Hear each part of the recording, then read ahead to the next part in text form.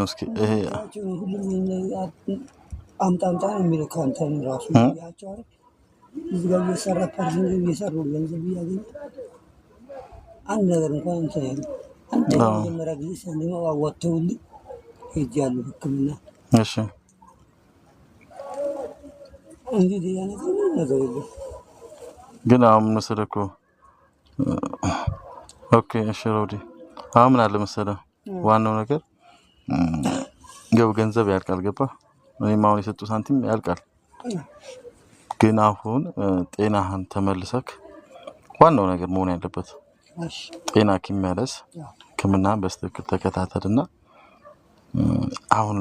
ሕክምና ላይ ብትሆንም እንዲጎዳና ላይ የተኛክ አይደለም ተረዳይ ለምን አሁን በሽታ ላይ እኮ የሚያጋልጥክ